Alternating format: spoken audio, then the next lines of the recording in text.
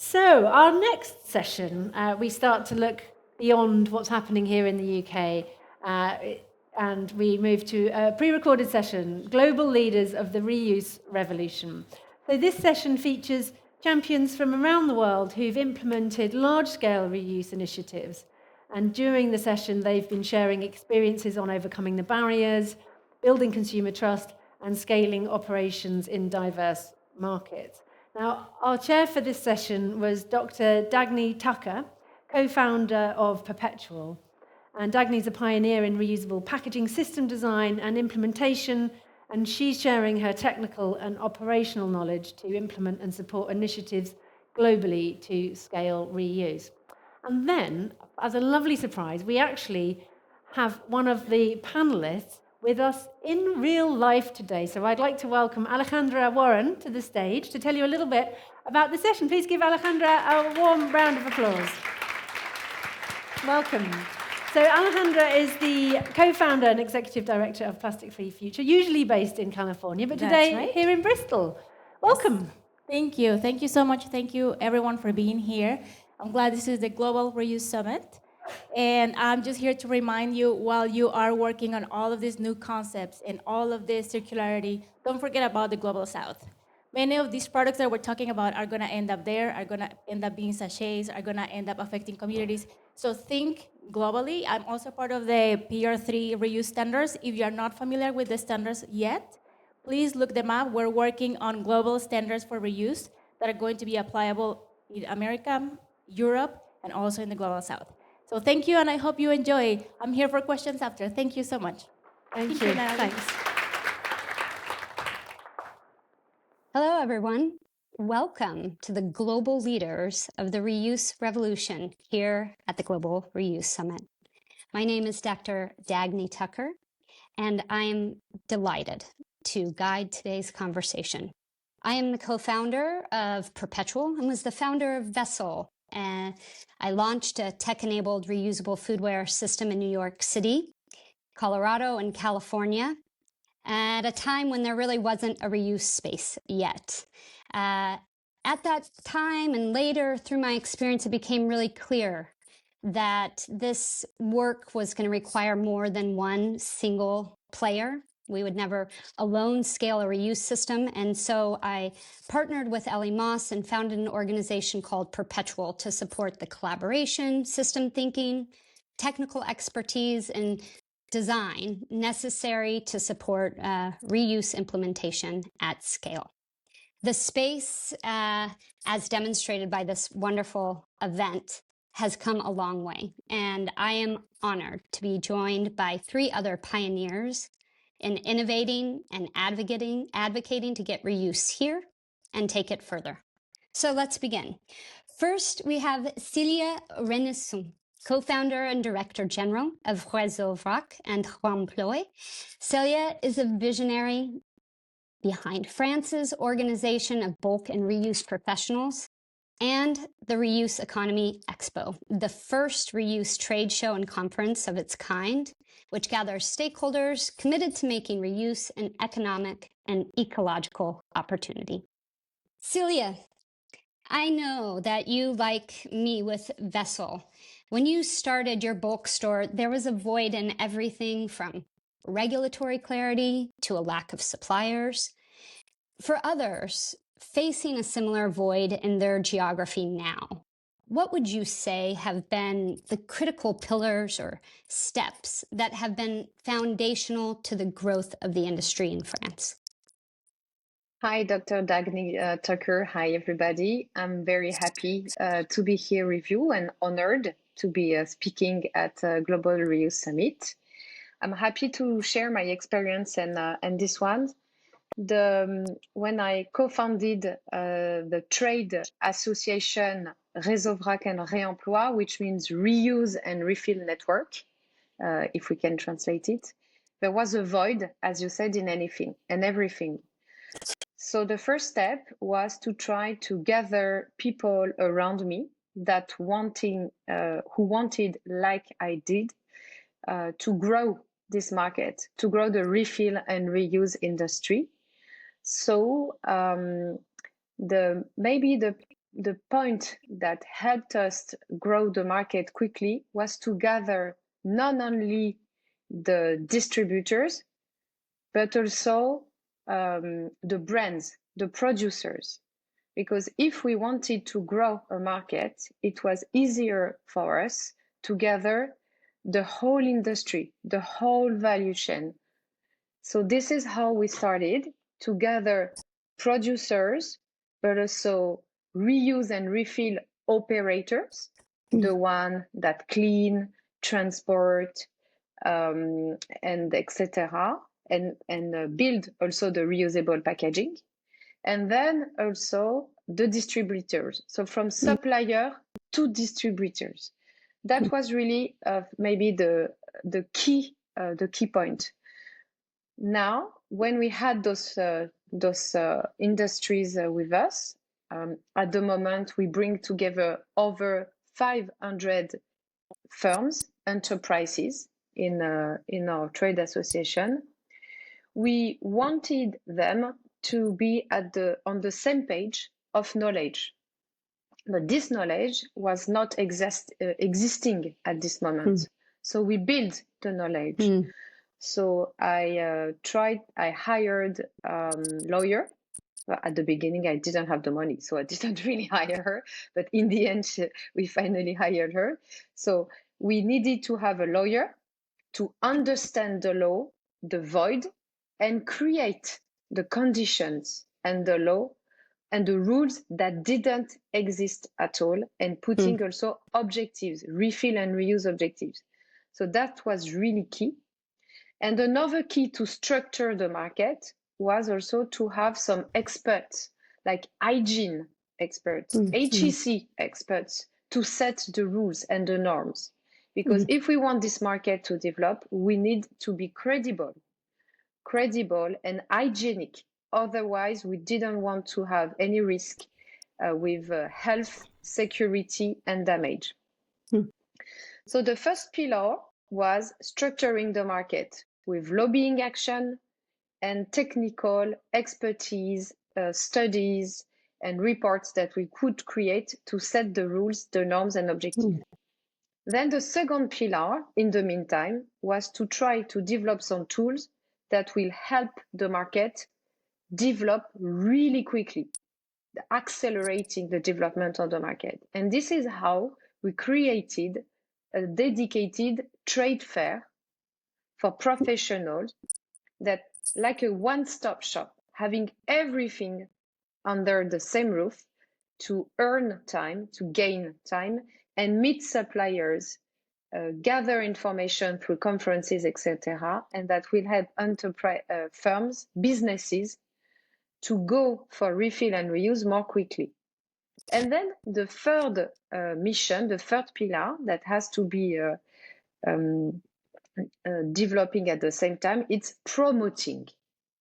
We need to promote what is refill, what is reuse, for public sector, for private sector, and also for consumers. Because if we want to grow market, we need to bring the key players, all stakeholders at the same time, and move them at the same time in the same direction.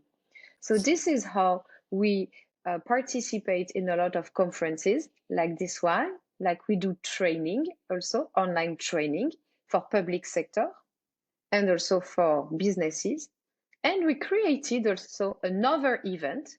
And right now, at the moment, we are in the core of this event, which is called the Reuse and Refill Month, that happens every year in March, from the 1st to the end of March. And by having this event, then we are able to talk about businesses, ask them to create animation event during this period, and we can talk to consumer and saying, do you see, this is how you can do refill and reuse, and doing it positively. So it's events all around France, and we have been developing it abroad this year, in the UK, in Belgium, in Spain, in Germany.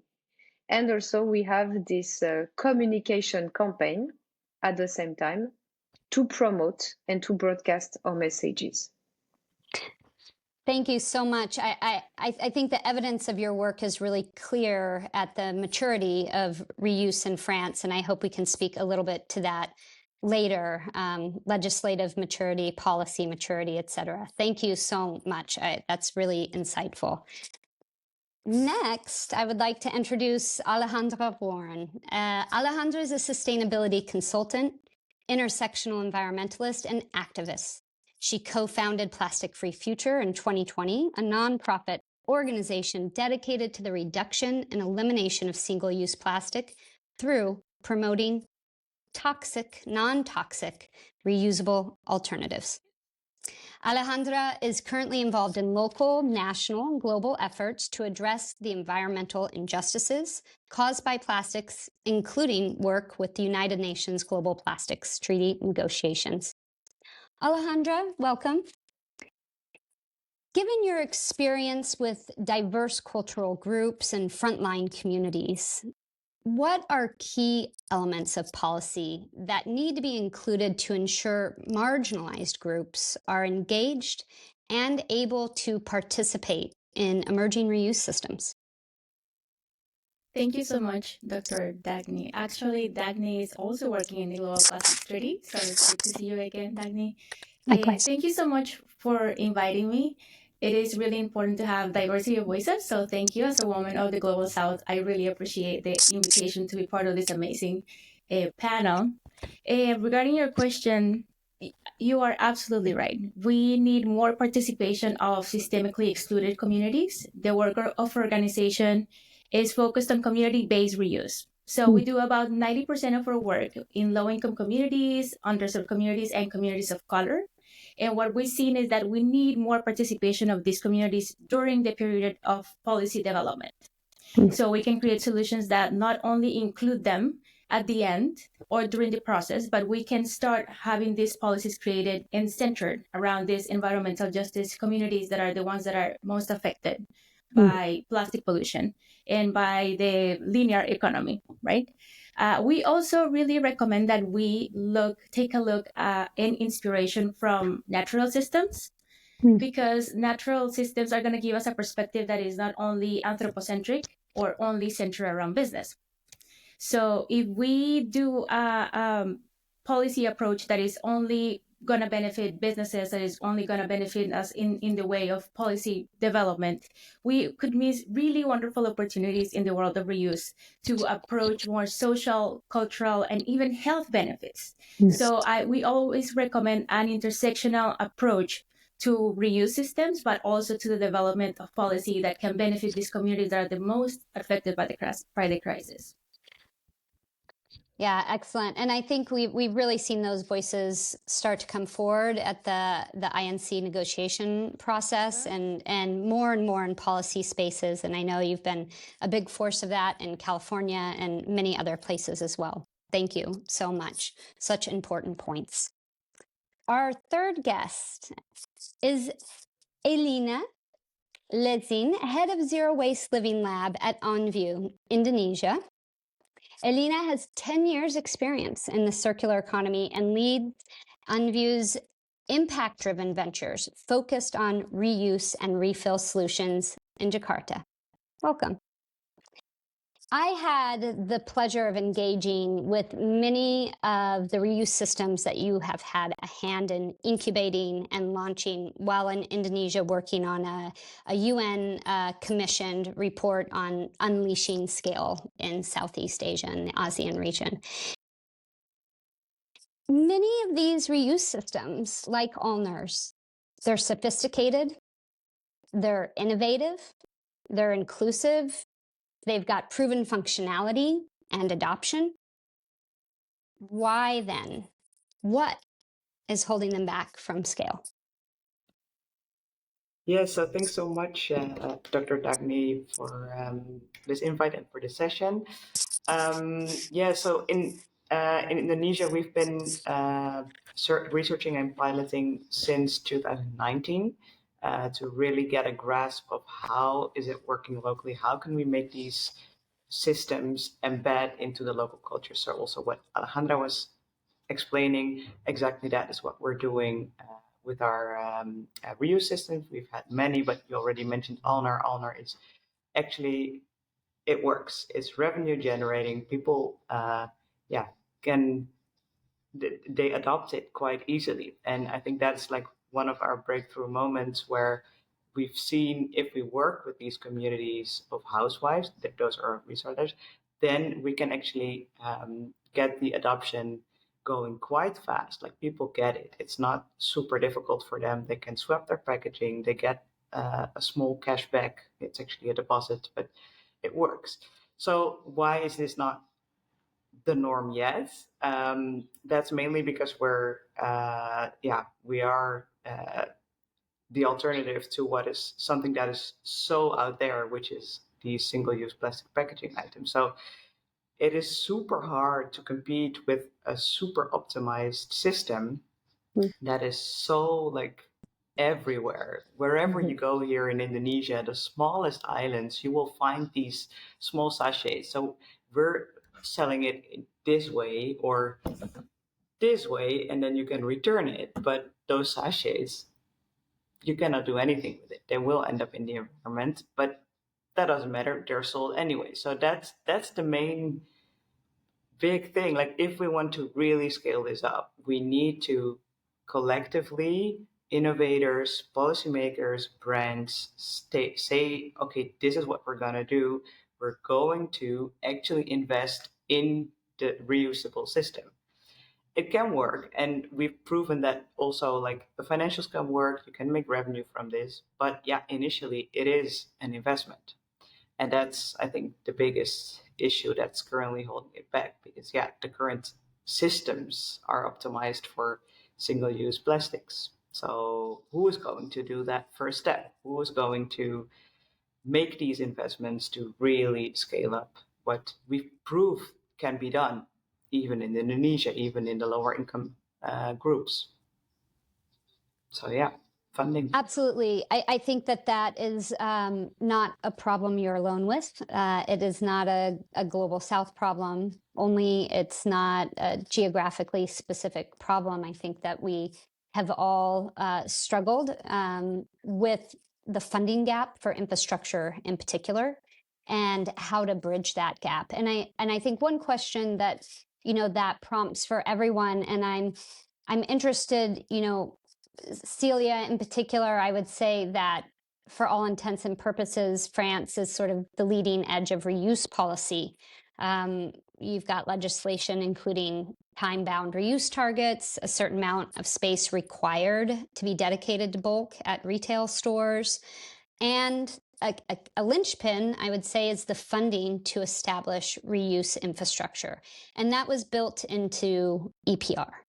And so I think one of the hot topics that cuts across geographies and also is a hot topic in the Global Plastics Treaty is the idea of extended producer responsibility. And for a long time, extended producer responsibility was focused downstream. Yeah, on recycling. And in many places, I think that the focus is still there. Do any of you want to speak to how you see EPR playing a role in reuse? Or maybe we start with Celia about what EPR has offered the reuse industry in France from a legislative perspective. The EPR in France scheme, and through the AGEC law, anti-waste circular economy law in France, enabled to start moving from downstream to upstream, from recycling to reuse. But it's really slow and it's not enough. Why? Because the target that you mentioned is really low. It's 10% of reusable packaging by 2027. So it means that 90% is still single use. And also because the financing part is only 5% of the budget of the EPR's organism. Yeah. Which means that it is a really good first step, because I know that a lot of countries do not have that. Mhm. And without that, we would not have been able to start a big project that will happen this year in May in France to bring on brands and big super and hypermarkets to go for reuse. Without this money and this obligation, we would not be able to have money to make those communication campaigns. Mm. However, what everybody needs to understand is that the EPRs schemes that were built, notably in France in 1992, are not adapted to develop reuse at scale. And what I was just discussing with some players before recording this conference was, if we want to make reuse profitable at scales, we need government will. Absolutely, we need support and we need government will, because the transformations that you started to mention, Elina and Alejandra, is really huge. We are talking about changing the supply chains, changing all the production lines, and this is really require a lot of money and a lot of fees, investment fees. So we need to have government will to, one, enforce the law, support the law and the targets that are in the law, then give the industry, the businesses, the reason to believe that yes, they need to make this investment because later they will have a return on investment. And when we are in this global context, after COVID, with the war, etc., it is really frightening and it is not good for our economy to make the transition. So without any political will, it will be very difficult to shift. Then the second one is that we need to explain, repeat again and again that reuse is not recycling, that reuse is before recycling. And this is really our fight, everyday fight, because even political and even professional, they don't understand that. So imagine the consumer. So we need to repeat that and to get an automatism of having the reuse automatism everywhere, in political policies, in the strategies of the businesses. And then the last one is to review the EPRs and the rules of our current system, because linear, as you really well said, Elina, is cheaper than circular, than reuse, because it is super optimized for many, many years, and we cannot compete with the current rules. So we need to think about that. And those rules, they need to be thought at the global level. Because if you do it for your country, it won't work, because we import a lot of goods from other countries. So we need to have a set of rules that are global and that are different from the current one. Otherwise, reuse will never be profitable and will never be able to be at scale. Yeah, absolutely. All excellent points. Was that Alejandra? Were you jumping in? Yes. Please do. So that gets me excited. And Aline, too. The same problems that we're seeing, because plastic is so cheap. Anyone in government, anyone in business, any stakeholders need to remember, we need to bring the conversation of plastic is not cheaper. That is just something that we imagine ourselves. Plastic, the externalities of plastic production and Absolutely. every single step of the plastic cycle, it is a death cycle instead of a life cycle of plastics. And we need to make sure that everyone involved in developing policy and in working in EPR understand that there's a real cost to plastic that we cannot see, but their communities paying that cost. And when you think about plastic being cheaper than reuse, that is simply not true. So we need to get better at also working with scientists. If there's anyone else in this amazing summit that can have those conversations with scientists, with doctors, and with other in other multilateral spaces, we need to talk about that plastics are not cheaper, so we can get the funding that is now going to waste management and to works that are just toxic and not good for our communities. Yeah, absolutely. Celia? If I can just add to what Alexandra said, it's totally this. We need to quantify the negative externalities produced by the single-use industry, and we need to re-inject those negative externalities in the production cost. That is one of the key that will balance the two systems. Without that, this is what, when I said we need to review the rules, the current rules, this one for me is key. Otherwise, we will never be profitable. Absolutely. I mean, to a certain extent, we're heavily subsidizing via waste management at the end of life, even when you have PROs. It's not enough. It doesn't cover 100% it's not of the covering. cost. And many items like sachets, they're so light that actually the fees associated with the sachets are incremental. So it's not enough of a motivator for industry to make that transition. I would ask, Elina, in the context of Indonesia and maybe of the ASEAN region a little bit, EPR is just starting to emerge there.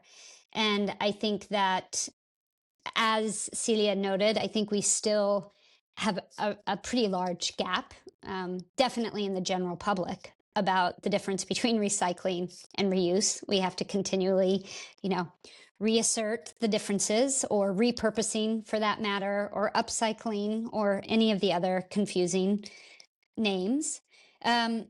What do you see as the opportunity and challenge for EPR, as it's beginning to emerge? Can we inject reuse in from the very beginning, at least as a starting point to address some of these challenges? Yeah, definitely. I see it as the biggest opportunity, actually, for this whole funding issue, especially in countries where EPR systems are not yet actually developed. Like here in Indonesia, it's a voluntary system, which, it does some educational projects, which is good, but it's not really going to change anything. So if you just do like see it as like leapfrogging, so just directly from the start have an EPR system that prioritizes reuse and helps create these systems, where it helps create cleaning hubs for all the reusable packaging and all the return points, then tailored to, like here in Indonesia, 70% of all the FMCG products are sold in informal trade, so not even in supermarkets, mini markets, but like really community-based, local female-owned shops. If you have them as like the collection points, it's a different kind of collection than in the modern trade, which is also there, right? So, and that might be more expensive. So really tweaking the system to the local context, it can be done from the start. If you do that well, and then only after that there comes some recycling projects and some waste management, then I think it's even more of a success than it's currently in some of the European markets, I would say. Absolutely. Optimize upstream first and then downstream. Celia, we have 5 minutes. Do you want to say something really quick, or should we have a rapid last question? No, really quick. Good opportunity when there is no EPR to put reuse, but be careful that we do not transpose what exists to what doesn't exist. We need to build an EPR scheme from scratch and not reproducing what we have already together right now, because we know it's not optimized. So that's the message. Thinking it through from the whole system from the very beginning when we're going in with EPR, copy-paste. Not just a replication. Yes. Yeah, no copy paste. Excellent. Well, I have one rapid, fast question. If everybody, I wanted to ask about the last 10 years, the biggest thing that happened, but I don't think we have time. So I would like to ask what you think in the coming 10 years, whether it's a technology, an innovation, policy, what will be the big click, the linchpin that makes us scale. Anyone jump in? Allez, I'm starting. I think living with constraints, rarefaction of resources, in addition to the legal bases that are better and better for reuse, will help us go for reuse at scale. Yeah, For absolutely. me, it would be understanding the relationship between reuse with other systems that already exist. We can see reuse as this thing that we're inventing right now. Reuse has been part of humanity for thousands of years. So there's an aspect of remembering how it used to look like bringing back your bottle to the store. We had that in Colombia until the 90s, bringing your Coke bottle back, returning your bottle for a deposit. That existed. So the part of remembering, but also the part of understanding that these systems that we are creating have to benefit everything and everyone, from all communities to biodiversity, because the planet is counting on us to make the right decisions to get it right this time. Absolutely. And those legacy systems are still thriving and well in many places in the world. Elena. Yes, yeah. So I think that indeed there is a big need for rules, like policies, standards, regulations altogether. But indeed, if that's like that, that's why the Global Plastics Treaty was such a big chance, and hopefully we we still get there, because I do think that is needed. That needs to set the standards, and then everything will follow. Like we partner with all these FMCGs and brands. They all say we need the policy. They If need the policy. if there is like a baseline and a strict target, okay, by then it needs to be phased out. We're going to replace it by other systems, including reuse and refill. They are going to move because they have to. And now it's vague. They don't. They don't. Yeah. Absolutely. Well, great insights from everyone. To wrap up, I would like to thank our incredible audience, our incredible panelists who have done so much in this space, Celia, Alejandra, Elene, for sharing their experiences and insights. And thank you to the audience for joining us in this important conversation. We hope we've left you with food, but not packaging, for thought, and inspired and empowered you to contribute to the global reuse revolution. Thank you and goodbye.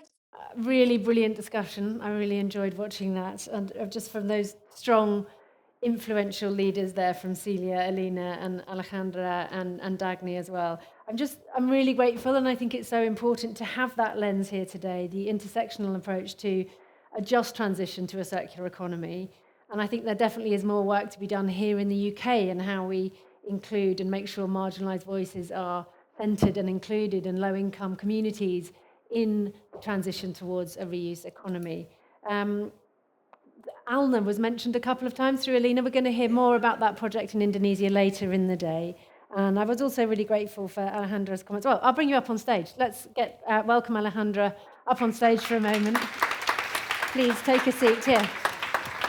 Because we've had a question in from our live stream, but I then just left the question over there. Let's grab that. Thank you very much. Is that working? It will be. I'm sure they'll turn you on. I was just also really grateful for your comments there. I love the sort of highlighting the real cost of plastic.